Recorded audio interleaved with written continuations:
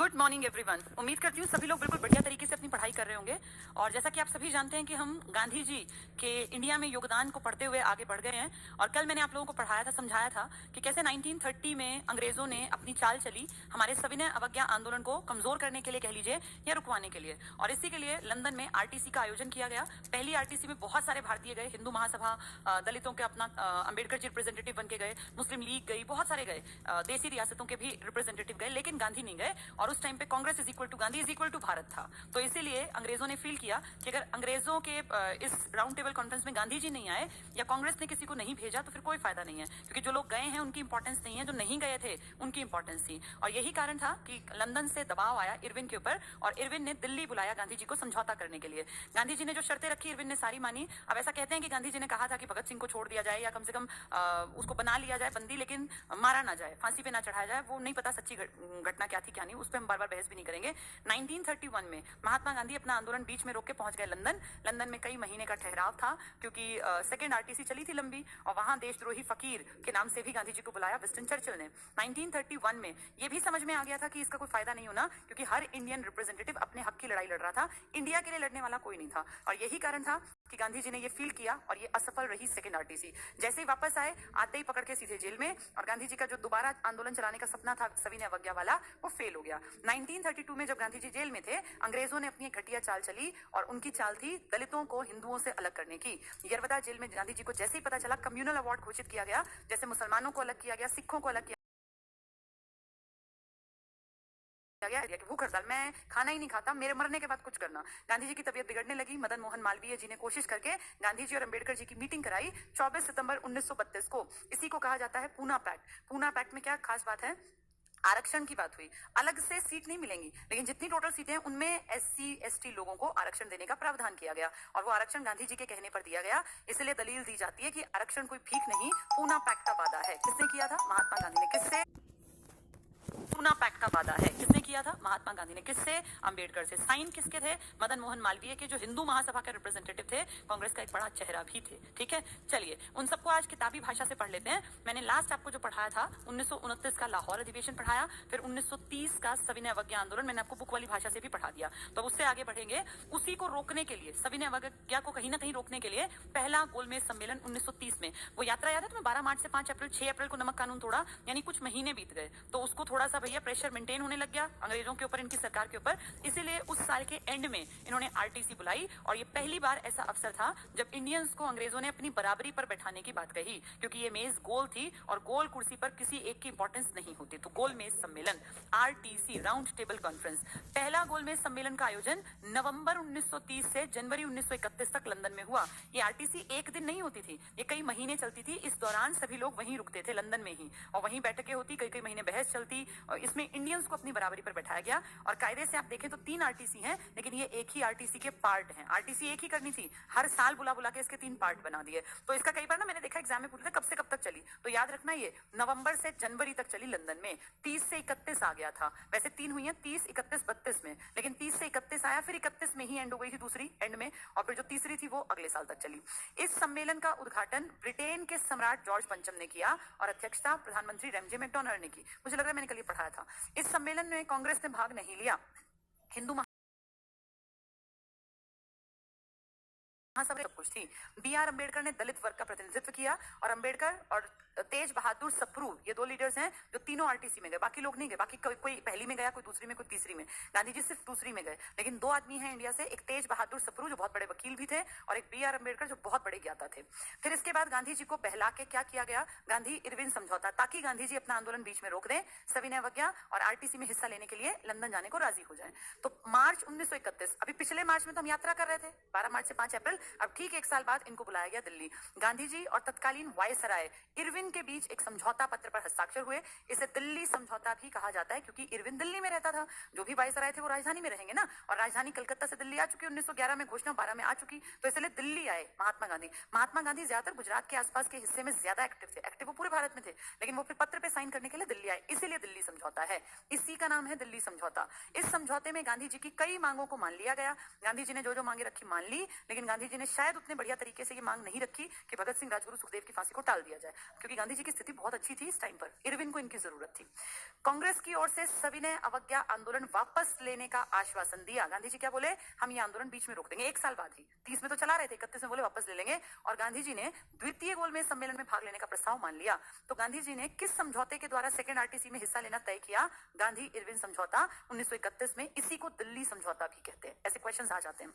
जिस समय कांग्रेस का, ये मैंने कल पढ़ाया था, कराची अधिवेशन चल रहा था, उस समय भगत सिंह, राजगुरु, सुखदेव को फांसी पर चढ़ाने की तैयारी, ये मैं करा चुकी थी, मुझे भी याद आ रहा है, वो पॉइंट मैंने पढ़ाया। कोई नहीं, ये वाला पढ़ लेते हैं। द्वितीय गोलमेज सम्मेलन, ये शायद नहीं पढ़ाया था। 7 सितंबर से 1 दिसंबर, अब उसका क्या था, वो कब से कब तक था? वो 31 में ही था, 30 में था, एंड में, 30 में हमने आंदोलन चलाया, 30 के एंड में था। वो नवंबर में शुरू हुआ, जनवरी तक चला। अब ये देखो, इसी साल में शुरू हुआ, इसी साल में खत्म हो गया, यानी वो 1930 में स्टार्ट हुआ नवंबर, और जनवरी 31 तक चला। अब ये इसी साल में निपट जाएगा। कब से कब तक है ये? सितंबर से दिसंबर। 31 तक सम्मेलन का आयोजन लंदन में किया गया। गांधी जी ने कांग्रेस के प्रतिनिधि के रूप में इस सम्मेलन में भाग लिया। द्वितीय गोलमेज सम्मेलन असफल रहा। क्यों? क्योंकि गांधी जी के साथ ही बहस हो गई अम्बेडकर जी की और बाकी बहुत सारे लोगों की। भारत वापस आकर गांधी जी ने पुनः सविनय अवज्ञा आंदोलन आरंभ किया। दक्षिणपंथी नेता थे विंस्टन चर्चिल, इन्होंने गांधी जी को क्या कहा? देशद्रोही फकीर है ये, अधनंगा फकीर है, नेकेड फकीर है। गांधी जी के लिए चर्चिल ने ये शब्द यूज किया, इंपॉर्टेंट है ये। चर्चिल ने कहा था, दमन चक्र चलाओ, इनको खूब पीटो, इन इंडियंस को, अपने आप सीधे रहेंगे।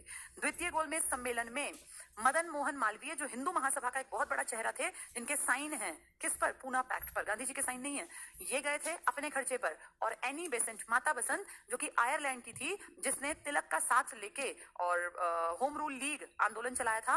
मद्रास के आसपास इन्होंने बहुत सारी शाखाएं बना दी थी, अडयार में, और इन्होंने 2 अखबार निकाले थे। क्या क्या थे वो? कॉमनवेल्थ, जब पहली बार होम रूल लीग का कॉन्सेप्ट दिया गया, और द न्यू इंडिया, इनके हैं ये, ठीक है। तो एनी बेसेंट 1917 में पहली औरत थी जो कांग्रेस की अध्यक्षा बनी। इन्होंने खुद के खर्च पर हिस्सा लिया। जैसे गांधी जी का खर्चा जेब से थोड़ी गया, कांग्रेस ने दिया, लेकिन एनी बेसेंट और मदन मोहन मालवीय ने अपनी जेब से पैसा खर्च किया, और तब ये गए लंदन सेकेंड आरटीसी में। अंग्रेजों ने देखा असफल हैं, आपस में लड़ते हैं, तो चलो इन हरिजन वाले जो लोग, जिनको ये चाहते हैं कि हमारे साथ रहें, इनको अलग करते हैं। ये इनकी चाल थी। अगस्त, ये सांप्रदायिक पंचायत कम्युनल अवार्ड 1932, कम्युनल यानी इनको अलग कर दो, इस कम्युनिटी को। अगस्त 1932 को तत्कालीन ब्रिटिश प्रधानमंत्री रेमजे मैकडोनल्ड, ये म है, रेगजे लिखा, रेमजे है, ने कम्युनल अवार्ड जारी किया। ये कम्युनल अवार्ड सुन के लग रहा है कोई अवार्ड, लेकिन ये बांटने का तरीका था इंडियंस को। कम्युनल अवार्ड में, अब देखो ध्यान से क्या करेंगे ये, कम्युनल अवार्ड में मुसलमान, ये तो पहले ही अलग कर रखे हैं, 1909 से मुसलमान अलग कर दिए थे ना, इनके निर्वाचन क्षेत्र अलग। सिख हमसे अलग कर दिए थे 1919 में, इनके क्षेत्र अलग। भारतीय ईसाइयों के साथ दलित वर्गों के लिए भी अब इसको भी ऐड कर दिया। पृथक निर्वाचन पद्धति, पृथक का मतलब अलग, इनके क्षेत्र अलग, इस एरिया में सिर्फ एससी बनेगा, तो एससी को लगेगा हम भी अलग है, भैया हमारा इलाका है, हम इनसे अलग, जैसा मुसलमानों को लगने लग गया था, लागू की गई। ये बहुत चालाकी थी, और इसलिए गांधी जी ने फिर आमरण अनशन वाली बात कही थी कि मेरे जीते जी तो मैं ऐसा होने नहीं दूंगा, क्योंकि ये हिंदू हैं। और इसलिए गांधी जी ने हरिजन यात्रा भी की थी, अभी बताऊंगी उसके बारे में। 1932 महात्मा गांधी ने दलितों को पृथक निर्वाचक मंडल प्रदान करने वाले कम्युनल अवार्ड का विरोध करने के लिए 20 सितंबर 1932 को यरवदा जेल, ये पेपर में आ जाएगा, ये पूछ लेंगे कब बैठे थे, 1932 को यरवदा जेल में आमरण अनशन प्रारंभ किया। यानी जब तक जिंदा हूं तब तक तो ये होने नहीं दूंगा कि एससी को हमसे अलग कर दें, ये हमारे भाई बंधु हैं, ये इंडियंस हैं हम सब, और हमें बांटने वाले अंग्रेज कौन है। लेकिन इस बात से कौन गुस्सा में थे? इस बात से गुस्से में थे अम्बेडकर जी। उन्होंने कहा तुम्हें अब बहुत दिखा कि हम तुम्हारे सगे हैं, तब नहीं दिखा जब हम लोगों को एक्सप्लॉइट करते थे, ना हमें पढ़ने का हक था, ना पानी पीने का, ना नहाने का तुम्हारे तालाबों पे, ना मंदिर जाने का, तब कहां थे तुम लोग? तो ये वो अपनी बात पे अड़ गए। अब इसके लिए इनकी मीटिंग अरेंज करवाएंगे मदन मोहन मालवीय, जो अपनी जेब से पैसा खर्च करके कहां गए थे? लंदन सेकंड आरटीसी में, वही है ये। मदन मोहन मालवीय के प्रयासों से 26 सितंबर, कहीं 25 लिखा है, कहीं 24 लिखा है, तीनों अगर आ जाए, वैसे तो आएगी नहीं, तो 25 के साथ पहली प्रायोरिटी रखना जाने के लिए।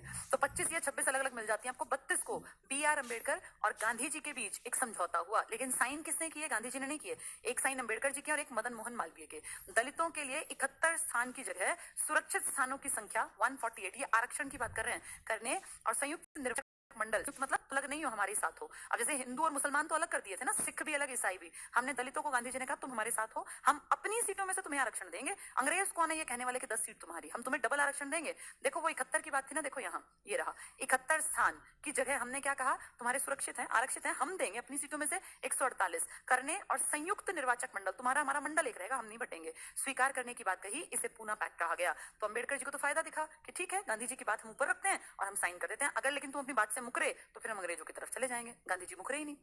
केंद्रीय विधानमंडल में 18% सीटें दलित वर्ग के लिए आरक्षित हो गई। तो अब ये सीटें जनरल में से दी गई हैं, इनको धर्म के नाम पे नहीं बांटा गया जैसे हिंदू मुसलमानों को बांटा गया।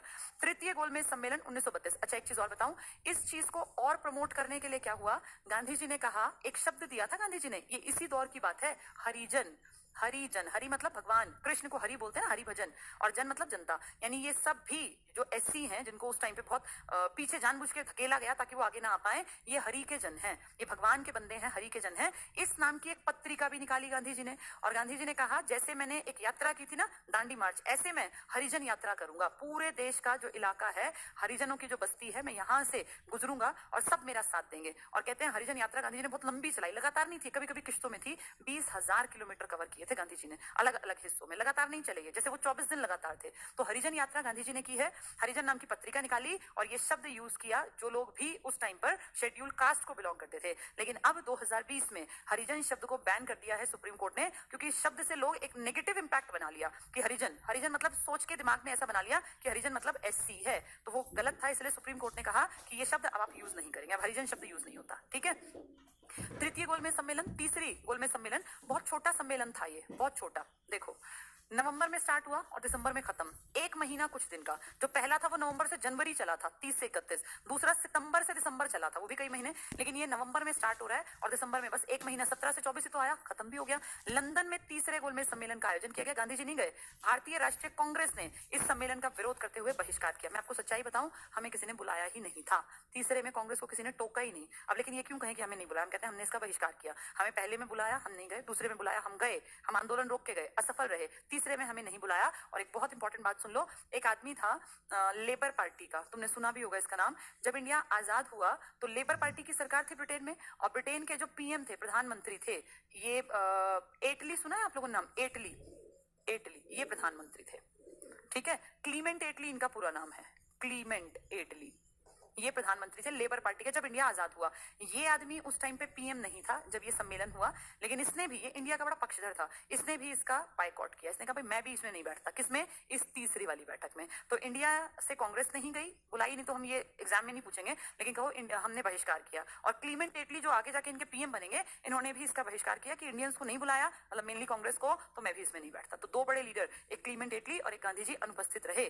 फिर इन तीनों में किया क्या इन्होंने, बुला के इन तीनों के बेसिस पर इन अंग्रेजों ने हमारे लिए एक अधिनियम बना दिया जिसे कहा जाता है 1935 का भारत सरकार अधिनियम। बहुत बहुत इंपॉर्टेंट, तीसरे गोलमेज सम्मेलन में अंतिम रूप दे दिया। और इन तीनों में 1930 से 31 चला था। कब से कब था वो? नवंबर से जनवरी। फिर दूसरा 1931 में चला था, सितंबर से दिसंबर। और फिर तीसरा 1932 में चला था, नवंबर 17 से दिसंबर, सबसे छोटा।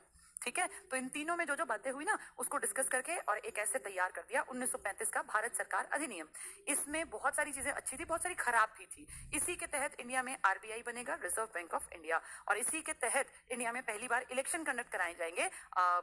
आजाद नहीं हुआ भारत, फिर भी इलेक्शन हुए थे। तो ये 35 का जो रूप मिला ना, और हम ये कहते हैं कि भारत का जो संविधान लिखा गया, उसका बहुत बड़ा हिस्सा इस 1935 के भारत सरकार अधिनियम को ही हमने कॉपी कर लिया। इसलिए संविधान का बेस कहलाता है, संविधान का आधार भी कहलाता है। क्या कहलाता है आधार? 1935 का भारत सरकार अधिनियम। इसमें बहुत सारे अनुच्छेद थे, बहुत सारी धाराएं थी, बहुत सारी अनुसूचियां थी, उनको हमने एज इट इज कॉपी कर लिया। लेकिन जब ये आया था ना, तो बहुत सारे लोग इसके विरोधी थे। आज हमारे संविधान का एक बहुत बड़ा हिस्सा इसकी ही कॉपी है। तो ये था हमारा ये वाला टॉपिक जो हमने कल परसों में समझा था। ठीक है, ये वाली फाइल कंप्लीट हो गई। चलिए 32 के बाद, इससे आगे का मैंने आपको पढ़ाया नहीं अभी, क्रांतिकारी राष्ट्रवाद। पहले मैं इसको पढ़ा देती हूँ, फिर इस फाइल को किताब से पढ़ेंगे। तो अब तक आपकी समझ में आया होगा कि कैसे कैसे इंडिया में चेंजेस आ रहे हैं। अब 1935 तक की चीजें हमें पता होनी चाहिए कि कैसे कैसे बदलाव आया। इससे आगे बढ़ेंगे। एक बार जल्दी से 5 मिनट का रिवीजन लेते हैं। गांधी जी की एंट्री है 1915 में। 1917 में गांधी जी ने चंपारण, कौन से किसान थे? नील की खेती करने वाले राम कुमार शुक्ल। 1918 में गांधी जी का पहले अहमदाबाद, मिल मजदूर और मिल मालिक वाला, भूख हड़ताल वाला, और फिर खेड़ा, जिसमें गांधी जी ने क्रॉप फेलियर के कारण टैक्स देने से मना कर दिया। 1919 में खिलाफत, जो कि हमारी कम्युनिटी अगर देखें तो नहीं खुश थी, लेकिन फिर भी गांधी जी ने चलाया, ये खलीफा के पक्ष में। 1920 में गांधी जी का इंडिया में पहला बड़ा आंदोलन, जिसको आप कहते हैं नॉन कोऑपरेशन। 1922 में गांधी जी ने चौरा चौरी चौरी चौरा हत्याकांड के चलते 22 लोगों को जिंदा जला दिया और इसको वापस ले लिया। इसी कारण कांग्रेस में फूट पड़ी और 1923 में एक नई पार्टी कांग्रेस की फूट के बाद सामने आई। इसको नाम दिया जाता है स्वराज पार्टी या स्वराज दल। ये कांग्रेस से अलग नहीं है, लेकिन कांग्रेस में फूट का एग्जाम्पल है। मोतीलाल नेहरू, CR दास, चित्तरंजन दास, जिसको आप कहते हैं देश बंधु चित्तरंजन दास, और NC केलकर, और एक जो पुराने जो रूढ़ीवादी थे ना, जो परिवर्तन विरोधी थे, वो लोग कांग्रेस का हिस्सा रहे। परिवर्तन विरोधी, उनका कहना था कांग्रेस पुरानी तरह से काम करती रहे। 1925 में पहली बार हमारे यहाँ पे एक महिला कांग्रेस की अध्यक्षा बनी, इंडियन। इससे पहले एनी बनी थी 1917 में, ये है सरोजनी नायडू। 1927 तक देश में बिखराव की स्थिति रही यहाँ से यहाँ, लेकिन 27 में जैसे ही साइमन कमीशन की घोषणा हुई, हम सब लोगों ने इसका बहिष्कार स्टार्ट कर दिया और सारे गरम नरम और सब ये क्रांतिकारी, परिवर्तन विरोधी, परिवर्तन के पक्ष वाले सब इकट्ठे हो गए। और जैसे ही 1928 में ये यहाँ पहुंचा, फरवरी में, पहले मुंबई उतरा पानी के जहाज से, इसका विरोध स्टार्ट हुआ और फिर पूरा देश कवर करते करते जब ये फाइनली लाहौर में आया, तो यहाँ पे लाला जी के ऊपर लाठी चार्ज में इतना ज्यादा उनको मारा गया कि उनकी डेथ हो गई। और इसी डेथ का बदला लिया 1929 में, जब इनके हत्यारे सैंडर्स को मर्डर कर दिया भगत सिंह ने। भगत सिंह इसमें पकड़े नहीं गए थे, वो चालाक थे, भेष बदल के निकल गए थे। लेकिन 1929 में केंद्रीय असेंबली में जब उन्होंने बम फेंका और जानबूझ के अपनी गिरफ्तारी दी, फिर पुरानी फाइल खुली और फिर पुराने गवाहों ने यह बता दिया कि यही थे जिन्होंने सैंडर्स को मारा। तभी तो फांसी हुई, बम फेंकने से फांसी नहीं, उससे वो मरा तो था ही नहीं। ये पुरानी फाइल खुली, तब फिर ये हुआ कि हाँ, अच्छा, इसी ने उसका मर्डर किया था। ठीक है, इसी टाइम पे कांग्रेस को लगा कि धीरे धीरे इंडियंस जो है वो क्रांतिकारी साइमन कमीशन के विरोध में इन्होंने एक रिपोर्ट बनाई जिसको नाम दिया जाता है नेहरू रिपोर्ट। इस नेहरू रिपोर्ट को हमारे इंडियंस ने भी नहीं माना, मजाक था ये। 1929 में कांग्रेस ने खुद कहा कि हम नेहरू रिपोर्ट को खारिज करते हैं और अब हमें सिर्फ एक चीज चाहिए इस देश में, वो है पूर्ण स्वराज। और महात्मा गांधी, नेहरू जैसे लीडर्स सब इस तरफ हो गए कि पूर्ण स्वराज। अब क्रांतिकारियों की तरफ जो जनता जा रही थी वो वापस मुड़ी कि पूर्ण स्वराज का स्वर कांग्रेस की तरफ से आ रहा है, कांग्रेस की तरफ ध्यान दिया जाए। 31 दिसंबर 1929 को लाहौर में रावी नदी के तट पर सब इकट्ठे थे और यहाँ पूर्ण स्वराज का लक्ष्य घोषित किया पंडित जवाहरलाल नेहरू अध्यक्ष से। 1930 में गांधी जी ने अब लोगों को जोड़ के रखने के लिए आंदोलन चला दिया, सविनय अवज्ञा आंदोलन। सविनय अवज्ञा बहुत अच्छा चल रहा था, शुरुआत इसकी हुई थी नमक सत्याग्रह से, वो सारी दांडी मार्च की कहानी। लेकिन इसको बीच में रुकवाने के टारगेट से अंग्रेजों ने 1930 के एंड में RTC रखी, जिसमें कांग्रेस या गांधी जी नहीं गए। फिर दोबारा RTC रखी गई, सेकंड RTC, और गांधी को बुलाने के लिए प्रेशर दिया गया इरविन के ऊपर। इसलिए इरविन और गांधी के बीच में दिल्ली समझौता संपन्न हुआ। इसी को गांधी इरविन समझौता कहते हैं, जिसके तहत गांधी जी अपने आंदोलन को बीच में रोकने के लिए राजी हो गए और सेकंड RTC में हिस्सा लेने के लिए लंदन चल पड़े। ये असफल रहा क्योंकि इंडियंस में आपस में ही यूनिटी नहीं थी, कौन किसकी बात सुनता विदेशी। सेकंड RTC के बाद वापस आए तो अंग्रेज साथ साथ कम्युनल अवार्ड ले आए, हमारी कौन सी कम्युनिटी को अलग करने के लिए, SCs को। गांधी जी ने विरोध किया और विरोध स्वरूप ही एक पैक्ट का जन्म हुआ जिसे हिस्ट्री में नाम दिया गया पूना समझौता या पूना पैक्ट। गांधी और अंबेडकर के बीच में है, साइन हुए हैं मदन मालवीय और महात्मा अंबेडकर जी के, पूना पैक्ट 1932। इसके बाद 1935 में जाके भारत सरकार अधिनियम, इसके ऊपर हम लोग बातचीत कर रहे हैं। ये अब तक जो हमने पढ़ा गांधीवादी काल में, ठीक है, अधिनियम। इसके आगे की हिस्ट्री अब सीखेंगे, ये कहानी टाइप, ताकि तुम्हारे दिमाग में ना तार आपस में जुड़ जाए कि अच्छा इसके बाद ये, इसके बाद ये, सारी घटनाएं हमें सीक्वेंस में याद हो। तो आज जो हम पढ़ने जा रहे हैं इसके बाद भारत में क्या हुआ, क्योंकि एक तरह से ये संविधान टाइप पे मान लीजिए। 1937 आया और इंडिया में पहली बार बड़े स्तर पे प्रांतीय चुनाव कराए गए। इलेक्शन तब इंडिया में स्टेट्स नहीं थी, प्रांत थी। इन 11 में से 6 में तो बिल्कुल अच्छी तरह कांग्रेस लीड में आई, 2 में गठबंधन, एक छोटी मोटी कोई पार्टी और जीती, उसके साथ गठबंधन बना लिया, यानी 11 में से 8 में कांग्रेस का झंडा लहराया। जो 3 बच गए ना, उनमें कांग्रेस नहीं आई, उसका कारण भी जान लो। एक इलाका था सिंध जहां कांग्रेस नहीं आ पाई, एक था पंजाब जहां कांग्रेस का नाम नहीं दिखा, और एक था बंगाल। आप इसका लॉजिक समझ सकते हैं, बंगाल का मतलब जो बाद में क्या बनेगा, पूर्वी पाकिस्तान। तो समझ जाओ कि यहाँ की कम्युनिटी कांग्रेस को क्यों पसंद करती। पंजाब यानी आज के पाकिस्तान वाला भी पंजाब, तो यहाँ कैसे आ सकती थी, क्योंकि वो अलग, लोग अलग हो गए ना। सिंध जो इलाका है ये भी आज पाकिस्तान के पास है। इस कारण से इन 3 इलाकों में कांग्रेस नहीं छा पाई और इसलिए 8 में कांग्रेस की सरकार बनी, जिनमें से 6 में तो स्पष्ट सरकार थी, 2 में गठबंधन के साथ सरकार थी। फिर भी देखें तो सबसे बड़ी पार्टी के रूप में कौन उभरी थी, कांग्रेस। और ये साफ हुआ कि अगर आज से 10, 20, 30 साल बाद कभी इंडिया आजाद होगा तो इंडिया में जो सरकार बनेगी वो कांग्रेस की सरकार होगी। सबकी समझ में बात आ गई। इससे एक तरफ फायदा हुआ लेकिन एक तरफ नुकसान भी हुआ, क्योंकि जो लोग कांग्रेस से चिढ़ते थे वो और चिढ़ने लग गए और उन्हें ये लगा कि अगर अंग्रेज चले गए तो कांग्रेस का ही बोलबाला रहेगा और जैसा ये चाहेगी वही होगा। इनमें सबसे बड़ी पार्टी के रूप में मुस्लिम लीग को आप देख सकते हैं, जिसके मन में ये एक डर पैदा हो गया कि अगर आज कांग्रेस जीत गई अंग्रेजों के सामने सामने, तो कल को अंग्रेज यहाँ से अगर चले गए तो फिर तो हम जैसों को कोई पूछेगा ही नहीं, क्योंकि कांग्रेस को बहुत ज्यादा बहुमत के साथ सरकार बनाने का मौका मिला।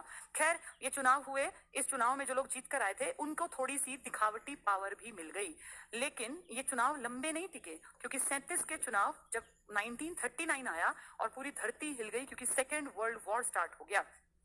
जर्मनी ने 1 सितंबर 1939 को पोलैंड पर अटैक कर दिया। ये शुरुआत थी, इसके बाद लगातार घटनाएं बढ़ती गई और सेकेंड वर्ल्ड वॉर भयानक स्तर पे स्टार्ट हो गया। 1939 में जब सेकेंड वर्ल्ड वॉर स्टार्ट हुआ तो अंग्रेजों ने हमसे कुछ नहीं पूछा, ना कुछ डिस्कस किया, सीधे बताया कि इंडिया भी सेकेंड वर्ल्ड वॉर में शामिल है। भाई, हमें क्यों शामिल कर रहे हो? हमें तो नहीं लड़ना, हमें क्या मतलब, तुम लड़ो मरो कुछ करो, हमें क्यों कह रहे हो? हम तो बिल्कुल अलग हैं, ना हम चाहते कि हम अमेरिका से लड़े, ना हम जापान से, ना जर्मनी से, ना इटली, हमें किसी से नहीं लड़ना। हम लड़ने वाले हैं कौन? ना हमारा कोई साझा बटना, ना हम उनकी बराबरी के, ना हम उतने एडवांस की हम उनसे टक्कर ले पाए, तो हमें नहीं लड़ना। लेकिन बिना पूछे कह दिया कि इंडिया भी सेकंड वर्ल्ड वॉर में लड़ेगा। किसी से पूछने की जरूरत ही नहीं है। अब कहने को तो हमारी सरकार है, लेकिन उस सरकार की इंपॉर्टेंस इतनी भी नहीं है कि कम से कम हमसे पूछ लेते कि भाई तुम्हें लड़ना भी है, तुम्हारा नाम लिखें लिस्ट में, ना लिखें, सीधे बता दिया कि तुम भी युद्ध में शामिल हो। अब इस सरकार को लगा कि ये कैसी पावर है हमारे हाथ में, जब हम इतना सोच भी नहीं पाते, हम डिस्कशन के भी लायक अगर नहीं है, तो फिर क्यों दिखावटी हमें पावरफुल बना रखा है। इसीलिए हमारी उस 37 की सरकार ने, जो बनी थी हमारी प्रांतीय सरकार, इसने 39 में इस्तीफा दे दिया कि पकड़ो इस्तीफा। ये कैसी पोस्ट है जिसपे हम बैठे तो हैं, लेकिन हम पावर तो यूज कर ही नहीं सकते। आपने हमारे कानों में डाला भी नहीं कि भैया तुम्हें लड़ना है कि नहीं लड़ना, सीधे बता दिया कि तुम भी शामिल हो। फिर हमारी मर्जी से तो कुछ हो ही नहीं रहा, ना हमसे कोई पूछता, इस्तीफा दे दिया। इस इस्तीफे से सबसे ज्यादा खुश हुई मुस्लिम लीग, और जानते हो उन्होंने क्या बनाया? उन्होंने कहा हमें इन इंडियंस से मुक्ति मिल गई, तो मुक्ति दिवस मना लिया। 22 दिसंबर 1939, सेकेंड वर्ल्ड वॉर चल रहा है और यहाँ मुक्ति दिवस मना रही है मुस्लिम लीग कि हम अंग्रेजों से बेशक गुलामी कर लेंगे अंग्रेजों की, लेकिन इन इंडियंस की, कांग्रेस की गुलामी हमसे नहीं होगी। और अच्छा है इन्होंने इस्तीफा दे दिया, कम से कम हमें इनसे मुक्ति मिल गई। तो सोचो हमारे अंदर हम कितने खोखले हैं कि अंग्रेजों को अपना दुश्मन नहीं मानना। अंग्रेजों के बेशक हम चाकरी कर लेंगे, नौकरी कर लेंगे, उनके अंडर रह लेंगे, लेकिन हमें मुक्ति मिल गई किससे? इनके इस्तीफे से, यानी कांग्रेस से। ये हमारे देश की हालत थी 1939। इसके बाद सेकेंड वर्ल्ड वॉर धीरे धीरे बढ़ने लगा, और इस सेकेंड वर्ल्ड वॉर में स्टार्टिंग में ना जर्मनी, जापान और इटली, जो ये देश थे, ये ताकतवर दिख रहे थे, और ब्रिटेन, अमेरिका, रशिया, ये पिछड़ रहे थे स्टार्टिंग के कुछ सालों में। तो इस दौर में अंग्रेजों के ऊपर एक दबाव बना हुआ था। अंग्रेज एक दबाव फील कर रहे थे कि भाई हम लोग तो ना फंसे हुए हैं चारों तरफ से, कैसे क्या करें। ये जर्मनी, जापान और इटली, हमें पूरी हर जगह पे उनकी, ये मान लो, हार का सामना करना पड़ रहा था।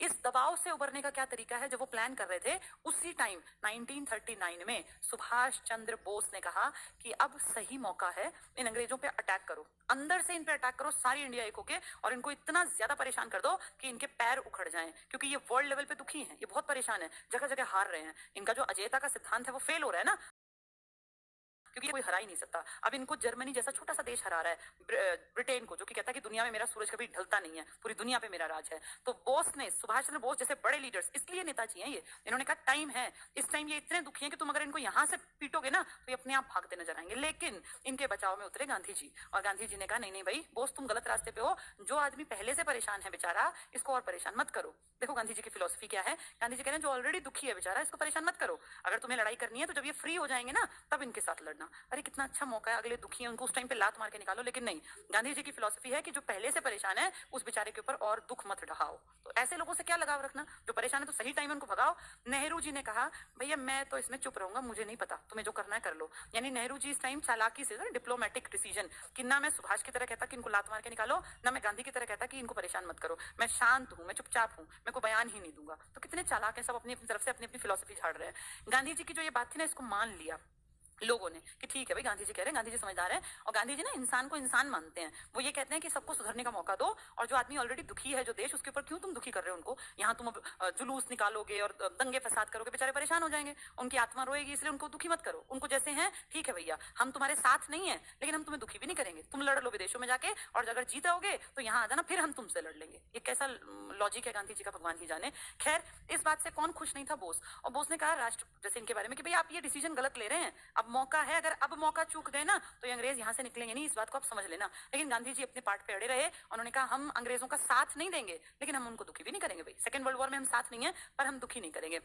सुभाष चंद्र बोस और गांधी जी की ठन गई, कई चीजों को लेकर, जिनमें से एक लॉजिक ये भी था कि भाई इस बात पे सेकंड वर्ल्ड वॉर। और फाइनली सुभाष चंद्र बोस जब पहली बार जीते और दूसरी बार जीते, तो इसके बाद गांधी जी को लगा कि भाई शायद सुभाष चंद्र बोस ज्यादा लोकप्रिय नेता बनेंगे और मुझे कांग्रेस छोड़ देनी चाहिए। लेकिन सुभाष चंद्र बोस बहुत ज्यादा वैल्यूज वाले आदमी थे और बहुत इज्जत करते थे गांधी जी की, इसीलिए सुभाष चंद्र बोस ने कांग्रेस का त्याग कर दिया, छोड़ गए। जीती हुई सीट पे लात मारी कि पकड़ो जी अपनी सीट, आप काम करो, कोई बात नहीं, मैं आपका बहुत रिगार्ड करता हूं, मैं तो काम कहीं से भी कर लूंगा। और 1939 में सुभाष चंद्र बोस ने कांग्रेस का त्याग करने के बाद एक लीग बनाई जिसको कहते हैं फॉरवर्ड लीग, फॉरवर्ड ब्लॉक। ये कलकत्ता में बनाया फॉरवर्ड ब्लॉक। लेकिन जो एक छत्र छाया थी ना, जैसे कांग्रेस एक बहुत ताकतवर संस्था थी, उसके अंडर जो थे वो सेफ थे, उसको पैसे की चिंता नहीं थी। उनको कांग्रेस के लीडर्स को अंग्रेजों ने आपने कभी पढ़ा है कि बहुत मारा हो, 3rd डिग्री का टॉर्चर दिया हो? कभी नहीं। कांग्रेस के लीडर्स की इज्जत की जाती थी, कांग्रेस के लीडर्स की एक रिस्पेक्ट थी। अगर वो जेल में भी गए तो जेल में उनको पढ़ने को अच्छे अखबार, अच्छी पत्रिकाएं, लिखने के लिए पेन, कागज सब मिलता था। वहीं क्रांतिकारियों को अगर देखें तो अपने मूवीज में बहुत छोटा देखा है, उससे बहुत ज्यादा दुर्व्यवहार किया जाता था। क्रांतिकारियों को पकड़ के 3rd डिग्री का टॉर्चर और उनको शरीर के अंग को कहीं से काट देना, जला देना, बर्फ की सिल्ली पे पूरी रात लेटाना, मतलब एक होता है ना हद से ज्यादा टॉर्चर कि जितना हो सके पीटो, वो करते थे। तो कांग्रेस में जो थे ना वो सेफ थे, उनके साथ उतना बुरा व्यवहार नहीं होता था। अब कांग्रेस से अलग हो गए हैं सुभाष चंद्र बोस, जानबूझ के अलग नहीं हुए, वो काम करना चाहते थे, लेकिन गांधी जी के और उनके आइडियोलॉजी में डिफरेंस था, इसलिए वो अलग हो गए, उन्होंने फॉरवर्ड ब्लॉक बना दी। अब यहाँ पे 1939 में हम लोगों ने इस्तीफा दिया, तो एक तरह से मुस्लिम लीग भी खुश है कि ये इस्तीफा दे गए। अब एक दौर आया जब ये दिखने लगा कि भाई अंग्रेज जो है ना, अब कुछ ना कुछ तो इनको समझाना पड़ेगा। गांधी जी को भी फील हुआ कि अगर मैं ऐसे बैठा रहूंगा तो कल को ये जीत जाएंगे, तो फिर ये हमें इंडिया को खाली करके नहीं जाएंगे। इसीलिए 1940 में गांधी जी ने एक नई शुरुआत की और गांधी जी ने कहा हम व्यक्तिगत सत्याग्रह चलाएंगे, पर्सनल, एक एक आदमी। मैं डिसाइड करूंगा कि कौन लीडर होगा, जिसको मैं काम सौंपूंगा वो लीडर है, वो किसी एक गांव में जाएगा, वहां किसी जैसे चौपाल होती है पेड़ के नीचे, सारे गांव के लोग, आसपास के गांव के लोगों को इकट्ठा करेगा, भाषण देगा, और वो तब तक भाषण देता रहेगा, भड़काऊ भाषण कि लोग जो है देश प्रेम से भर जाएं, तब तक भाषण देता रहेगा, देता रहेगा, देता रहेगा, जब तक कि वहां पर तार ना कर ले। ये तरीका था। लेकिन हमें अस्त्र शस्त्र नहीं उठाने, हमें कुछ भी ऐसा नहीं करना जिससे बेचारे अंग्रेज दुखी हो, परेशान हो, बस हम लोगों को मोटिवेशन देते रहेंगे भाषण दे देके। गांधी जी ने डिसाइड किया बस वही लीडर जाएंगे, यह है व्यक्तिगत सत्याग्रह। इसका पहला सत्याग्रही बने विनोबा भावे, बहुत बड़ा नाम है, ये पहले सत्याग्रही हैं तो अरेस्ट हुए होंगे। दूसरे बने जवाहरलाल नेहरू, फिर तो एक लंबी लाइन है। तो ये व्यक्तिगत सत्याग्रह है जिसमें कोई यात्राएं नहीं निकलेंगी, एक लीडर जाएगा, कहीं गांव के लोगों को इकट्ठा करेगा और भाषण देगा, बस इतना करना है। आपको अंग्रेजों को दुखी नहीं करना, सिर्फ आप लोगों को समझाओ देश प्रेम क्या होता है, राष्ट्रीयता क्या होती है, क्या करना चाहिए, लेकिन आप जनता को भड़काएंगे नहीं। ये था व्यक्तिगत सत्याग्रह 1940 में। अब तुम देखो इस टाइम पे मुस्लिम लीग क्या करेगी। मुस्लिम लीग ने 1939 में तो मुक्ति दिवस मनाया, 1940 में मुस्लिम लीग ने अपना जो अधिवेशन होता था ना, इसमें स्पष्ट मांग कर दी, बिल्कुल खड़े होके स्पष्ट मांग कर दी कि हमें अपना अलग राष्ट्र चाहिए, अलग राष्ट्र पाकिस्तान चाहिए। यहां ये स्पष्ट मांग निकल आई, पाकिस्तान। पहले इसका नाम पाकिस्तान रख रहे थे, बाद में इसका नाम पाकिस्तान पड़ा। ध्यान से सुनो, इस पाकिस्तान के लिए 3 क्वेश्चन बनेंगे। पहला क्वेश्चन बनेगा इकबाल से। इकबाल कौन? इकबाल वो जिसने लिखा सारे जहां से अच्छा हिंदुस्तान हमारा। कितनी बड़ी बात है, इतना बड़ा और इतना महत्व दिया उन्होंने इंडिया को कि सारे जहां से अच्छा हिंदुस्तान हमारा, हम बुलबुलें हैं इसकी। तो ये जो इंडिया के लिए इतना कुछ लिख रहे हैं, ये विचार देते, एक छोटा सा विचार, और ये कहते हैं अलग राष्ट्र होना चाहिए, बस इतना कहा। ये नहीं कहा पाकिस्तान बनाओ, ये कहा एक अलग राष्ट्र होना चाहिए, 2 राष्ट्र का संविधान। इसके बाद एक आदमी है, नाम है चौधरी रहमत अली। चौधरी से लग रहा है लेकिन रहमत अली इनका नाम है। एक स्टूडेंट है, ये लगभग 32-33 साल के स्टूडेंट जो लंदन में पढ़ते हैं, तो काफी उम्र दराज है। इन्होंने कहा कि हमारा अलग राष्ट्र जो बनेगा उसका नाम हम पाकिस्तान रखेंगे, पाकिस्तान। ठीक है, तो पाकिस्तान नाम किसने दिया? चौधरी रहमत अली, एक स्टूडेंट है, अंडर ग्रेजुएट स्टूडेंट, लंदन में पढ़ता था। फिर तीसरा स्टेप मोहम्मद अली जिन्ना, जब वो 1940 में स्पष्ट मांग उठा देंगे कि अब हमें बिल्कुल अलग पाकिस्तान चाहिए, ये जिन्ना ने किया ये 1940 में। 1920, 1933 और 1940 यानी 20 सालों के अंदर अंदर पाकिस्तान की स्पष्ट मांग नाम के साथ उभर कर सामने आई। तो पहले विचार दिया इकबाल ने, फिर उसका नाम दिया चौधरी रहमत अली ने, और अब स्पष्ट मांग की है 1940 में मुस्लिम लीग के अधिवेशन में लाहौर में। किसने? मोहम्मद अली जिन्ना ने। ये पाकिस्तान की तैयारी देखो जब चल रही है, तब हम लोग देखना क्या कर रहे हैं, हम ये फालतू के काम कर रहे हैं कि अंग्रेजों को परेशान मत करो, बेचारे दुखी हैं, इनको दुखी करना गलत होगा, मानवता के नाते इन बेचारों को साथ नहीं दे रहे तो कम से कम शांत बैठे रहो, ये गांधी जी कह रहे हैं। और हम क्या चला रहे हैं? व्यक्तिगत सत्याग्रह, और हम गिरफ्तारी दे रहे हैं, और हम बड़ा शांतिपूर्ण ढंग से काम कर रहे हैं। अब धीरे धीरे चीजें जो है ना 1942 आते आते अंग्रेजों के फेवर में आने लग गई। पहले तो ये हार रहे थे, लेकिन 42 पकड़ते पकड़ते अंग्रेज जीतने लग गए वर्ल्ड लेवल पर। और जब वो जीतने लग गए ना, तो फिर गांधी जी को समझ में आया कि भैया ये तो अगर जीत गए तो ये दोबारा से हमारे ऊपर राज करेंगे, और अगर ये दोबारा राज करेंगे तो फिर हम कितने ही चरखे चलाते रहे, ये भागेंगे नहीं। और इस टाइम तक आप देखो सुभाष चंद्र बोस भी राजनीति में दिखते हुए तो कम से कम इनएक्टिव हो ही गए, चाहे वो काम कर रहे हैं, क्योंकि वो कांग्रेस का मेंबर नहीं है। भगत सिंह, राजगुरु, सुखदेव, चंद्रशेखर आजाद सब मारे जा चुके हैं। कहीं ना कहीं गांधी जी को फील हुआ कि ऐसा ना हो कि मैं इनके ऊपर ये दया भावना दिखाता रहूं और अब ये जीत रहे हैं वर्ल्ड लेवल पे तो कल को ये हमें पकड़ के परेशान करेंगे। तो इसलिए गांधी जी को लगा कि मुझे शायद थोड़ा काम करना पड़ेगा। इससे पहले की घटना सुन लो। अंग्रेजों ने हमारा सहयोग लेने के लिए एक मिशन भेजा जिसका नाम है क्रिप्स मिशन। क्रिप्स मिशन, एक इन्होंने अगस्त प्रस्ताव भी रखा था। अगस्त प्रस्ताव, ये 1940 से 42 के बीच की घटनाएं हैं। अगस्त प्रस्ताव में क्या था, अंग्रेजों ने रखा ये और कहा कि हम तुम लोगों को ना थोड़े से अधिकार फालतू देंगे, चलो तुम हमारा साथ दे दो। 1940 में कह रहे हैं अगस्त प्रस्ताव कि तुम 39 में तो आंदोलन शुरू हुआ, हमें कह रहे हैं तुम हमें थोड़ा सा हमारा साथ दे दो और तुम यहाँ लड़ाई झगड़े और ये दंगे वंगे मत मचाओ, हम बहुत परेशान हैं, हम तुम्हें ना बहुत सारे अधिकार देंगे, हम तुम्हें अपने जो ये हमारी कार्यकारिणी है ना अंग्रेजों की, इसका मेंबर तुम्हें भी बना लेंगे और तुम्हें इसमें जो है कुछ सीटें दे देंगे, मतलब तुम्हें अपनी बराबरी पे बैठाएंगे, लालच दे रहे हैं। अगस्त प्रस्ताव झूठा था और हमारा इसमें कोई इंटरेस्ट नहीं था। 1940 में आया, एक याद है 1917 में भी आया था, तो एक जैसे हैं ये अगस्त घोषणा, अगस्त प्रस्ताव, उसमें भी कहा था कार्यकारिणी में तुम्हारी मेंबर बढ़ा लेंगे, तुम्हारे अधिकार सौंप देंगे, इस तरह की फालतू की बातें। हम नहीं माने और गांधी जी को फील हुआ कि भाई अगर ये जीत गए तो कल को ये हमारे सिर पे सवार होकर जाएंगे नहीं। तो उसी टाइम पर हमारे यहाँ पर क्रिप्स मिशन आया 1942 में। स्टेफर्ड क्रिप्स नाम का एक आदमी है, ये भी हमसे मदद मांगने आया और इसने हमें क्या लालच दिया सुनो। इसने कहा एक बार हमारा साथ दे दो इस सेकेंड वर्ल्ड वॉर में और जैसे ही हम फ्री होंगे ना हम तुम्हें डोमिनियन स्टेटस का दर्जा देंगे। डोमिनियन स्टेटस, इसका मतलब होता है एक ऐसा राज्य जिसमें काम तुम करोगे लेकिन तुम्हारे मुखिया हम रहेंगे, मतलब हमारा ये कहलाएगा हमारे अंडर, काम तुम अपनी मर्जी से कर लेना। अब सबके कान खड़े हो गए कि यार डोमिनियन स्टेटस, ये शब्द तो हमने इनको 1928 में कहा था कि हमें बना दो, जब हमने नेहरू रिपोर्ट दी तब तो इन्होंने वो रिपोर्ट हमारी फेंक दी थी और हमें कहा था कि तुम किसी लायक ही नहीं हो। और आज ये इतने सालों बाद 28 से 38 भी चला गया और 4 साल हो गए, 14 साल बाद इनको याद आया कि हमें डोमिनियन स्टेटस बना दें। अब जबकि हम पूर्ण स्वराज का लक्ष्य निर्धारित कर चुके, इसको हमने बिल्कुल खारिज कर दिया। हमें नहीं चाहिए तुम्हारा डोमिनियन स्टेटस का दर्जा, देना था तो 28 में दे देते, अब 42 में तुम्हें सूझा कि हम डोमिनियन स्टेटस का दर्जा लेंगे। क्रिप्स मिशन असफल रहा। इसके बारे में गांधी जी ने कहा ये एक पोस्ट डेटेड चेक है, इतनी आगे की बात कर रहा है ये जो पता नहीं कभी आएगी कि नहीं आएगी, कब देश वर्ल्ड वॉर 2 रुकेगा और कब तुम हमें डोमिनियन स्टेटस दोगे। तुम जैसे को पता है आज तुम हमसे साइन करवा लोगे, कल मुकर जाओगे। तुमने आज तक कितनी बार ऐसा हुआ, बोला कुछ और किया कुछ, सदा तुम्हारा इतिहास यही गवाह रहा है। अब कैसे तुम्हारे पर विश्वास कर ले, हमें नहीं चाहिए तुम्हारा डोमिनियन स्टेटस का दर्जा। झूठ फैलाने का जो काम करता है। क्रिप्स मिशन असफल रहा। गांधी जी ने क्या कहा, ये एक पोस्ट डेटेड चेक है, एक ऐसी तारीख लिखी है इस पे जो कभी हमारे सामने तो आनी नहीं, और इनका क्या भरोसा। नेहरू ने कहा जिसका बैंक भी नष्ट हो जाएगा, ये जो चेक जिस बैंक का दिया है ना वो बैंक भी डूब जाएगा, तो इनके ऊपर भरोसा मत करो। ये फेलियर था क्रिप्स मिशन। अब देखो अगस्त प्रस्ताव से हम खुश नहीं थे, हमने इस पे लात मारी, नहीं सुना हमने, फिर हमने क्रिप्स पे लात मारी, तो कहीं ना कहीं एक नेगेटिव सा माहौल बना हुआ था, लोग परेशान थे। सेकेंड वर्ल्ड वॉर बहुत नुकसान हमारा भी कर रहा था, बेशक हम लड़ नहीं रहे थे, लेकिन सेकेंड वर्ल्ड वॉर के बाद महंगाई लगातार बढ़ती जा रही थी, टैक्सेस बढ़ा दिए क्योंकि अगलों के हथियार खत्म हुए तो हथियार खरीदने पड़ेंगे ना, तो हमारे ऊपर टैक्स बढ़ा दिए। लड़ो तुम, मरो तुम, खर्चा हम क्यों दें, हमें परेशान करते, मारते पीटते, टैक्स डबल ट्रिपल लेते। तो गांधी जी ने कहा बस अब बहुत हो गया। एक डेट पर ये सब इकट्ठे हुए अगस्त में 8 अगस्त 1942 को। अब गांधी जी ने कहा बस अब सिर पे से पानी गया, अब टाइम आ गया, अब इनको परेशान करेंगे। 8 अगस्त 42 को अगस्त क्रांति मैदान, एक मैदान है, उसका नाम बाद में पड़ा अगस्त क्रांति, क्योंकि ये क्रांति अगस्त में हुई थी मैदान। वैसे इसका नाम था पहले ग्वालिया टैंक।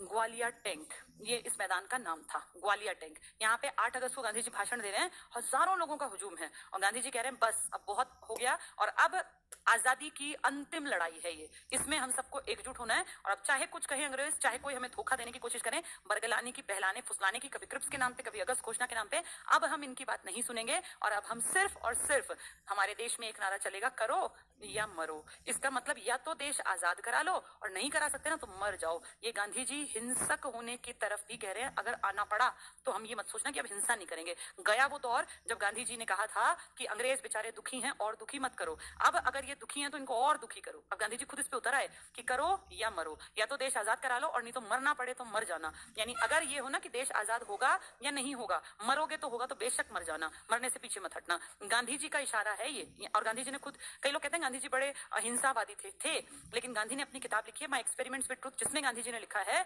कि अगर कायरता और हिंसा में से एक को चुनना पड़ा तो मैं हिंसा चुन लूंगा। यानी अगर ये है ना कि तू कायर बनेगा या हिंसात्मक, तो मैं कह दूंगा मैं हिंसात्मक बनूंगा। गलत चीज को अगर रोकना है तो हिंसा बुरी नहीं है।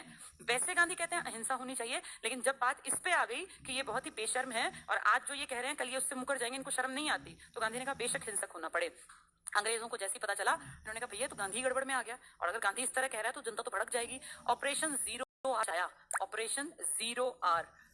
रात में 12 बजे से पकड़ने शुरू कर दिए लीडर्स। जीरो आर मतलब 12 बजे। तो रात के 12 बजते ही जहां जहां लीडर्स थे, चाहे गांधी थे, सरोजनी नायडू थी या नेहरू थे, बड़े लीडर्स सारे पकड़ के जेल में, कोई जेल में और कोई किसी बड़े घर में नजरबंद कर दिया। गांधी को भी उठा लिया उनके घर से, क्योंकि पता था कल गांधी लीड करने वाले हैं। गांधी जी को 9 अगस्त की रात, 8 अगस्त की रात कह लो, 9 अगस्त की सुबह कह लो, 12 बजे पकड़ लिया और इनको ले गए आगा खान पैलेस में। बहुत बड़ा महल टाइप है पैलेस राजमहल ही तो होता है, ये पूना में है। और यहाँ गांधी जी को नजरबंद कर दिया, यानी कोई गांधी से मिल नहीं सकता। मैंने देखा है, बहुत सुंदर है। गांधी जी की पत्नी यहीं एक्सपायर हुई थी 1942 में, कस्तूरबा। आप जाएंगे ना, आज भी इनकी रेप्लिका मिल जाएगी, जैसे स्टेचू टाइप बने हुए हैं और दिखाया गया कैसे वो बीमार हैं, तो उनके माथे पे गांधी जी ने हाथ रखा हुआ है, कोई किताब खुली हुई है, वो पढ़ते हुए हैं, शायद गीता या इस तरह की कोई किताब टाइप। तो शीशे में है हर चीज, तो वो एक्जैक्टली नहीं दिखेगा आपको, लेकिन एक आइडिया मिल जाएगा। यहाँ कई कमरे थे कि उसमें लिखा हुआ है सारा इतिहास कि यहाँ ये बंद रहे, यहाँ इस कमरे में ये थे। तो ये आगा खां पैलेस पूना में नजरबंद कर दिया गया गांधी जी को। इनकी पत्नी यही 1942 में एक्सपायर हो गई, कस्तूरबा गांधी।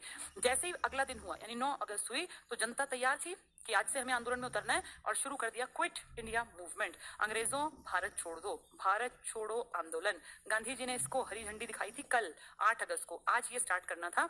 जब भीड़ आई तो पता चला गांधी जी तो है ही नहीं, कहाँ गए गांधी जी? तो पता चला अंग्रेज तो ले गए, पता नहीं कहाँ, किसी को पता ही नहीं गांधी जी कहाँ गए। तो भीड़ कहाँ जाए अब? आगा खां पैलेस ना थोड़ा सा कट ऑफ टाइप है, पूना में ऐसे नहीं कि खुलेआम है, कट ऑफ है, थोड़ा सा अलग सा इलाका, पतली सी गली जाके अंदर, तब वो बड़ा सा बाग में स्थित है। जनता को कुछ नहीं पता। अब जनता को लगा यार कल गांधी जी ने कहा था करो या मरो, कुछ भी हो जाए देश आजाद कराना है। तो अब आप सोचो, जनता जिस आंदोलन को लीड करेगी 100% उसमें हिंसा होगी, क्योंकि जनता एकदम हिंसा करेगी अगर वो लोग हमें रोकेंगे तो, और वो लोग रोकेंगे वो अपना काम करेंगे।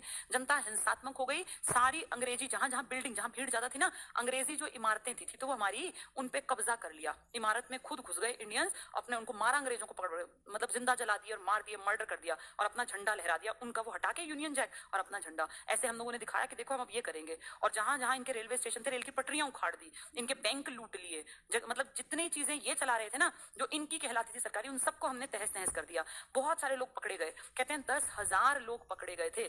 सबसे ज्यादा गिरफ्तारियां हुई थी क्विट इंडिया मूवमेंट में। तो इतने सारे लोग जब पकड़े गए, इतने सारे लोगों ने जब हिंसा की, तो आंदोलन बहुत बड़े स्तर पे हो गया। और अब अंग्रेजों को लगा कि भैया बहुत जो है ना सिर पे से पानी गया, और अब ये लंबे टाइम तक शायद हमारे उसमें रहेंगे नहीं। अंग्रेजों के दिमाग में ये आया कि अब हो ना हो इनको हमें आजाद करना पड़ेगा। उसी से जुड़े टॉपिक देखो, थोड़ा सा पढ़ते हैं फिर आगे के इसमें पहुंचेंगे। क्रांतिकारी राष्ट्रवादी आंदोलन, ये मैंने भी पढ़ाया नहीं, ये अपने आप में एक टॉपिक है, ये इसको पढ़ाऊंगी मैं। ये सत्याग्रह पढ़ा देती हूँ यहाँ से, कल पढ़ाऊंगी क्रांतिकारियों को, क्योंकि वो एक टॉपिक अलग से है। गांधी जी ने अक्टूबर 1940 को व्यक्तिगत सत्याग्रह आरंभ किया, इंपॉर्टेंट है ये। विनोबा भावे पहले सत्याग्रही, जवाहरलाल नेहरू दूसरे। गांधी जी ने देश को क्यों नहीं शामिल किया? क्योंकि गांधी जी की विचारधारा थी कि अगर कोई बेचारा दुखी है, बेशक वो आपका दुश्मन है, उसको और दुखी मत करो, इसीलिए व्यक्तिगत सत्याग्रह। ये इंपॉर्टेंट है, एग्जाम में आता है। पहले विनोबा भावे, दूसरे नेहरू जी। अगस्त प्रस्ताव, हमें इंप्रेस करने के लिए अंग्रेज क्या कह रहे हैं। अगस्त 1940 को तत्कालीन वायसराय लॉर्ड लिनलिथगो के टाइम में आएगा। सेकेंड वर्ल्ड वॉर के टाइम आपके देश में वायसराय कौन था? Lord Linlithgow. ठीक है, ये याद रखना, इंपॉर्टेंट है ये। ने अगस्त प्रस्ताव की घोषणा की। तो वायसराय कह रहा है देखो इंडियंस, हम तुम्हारे लिए अगस्त प्रस्ताव लाए, तुम्हें डोमिनियन और इस तरह की बातें करेंगे।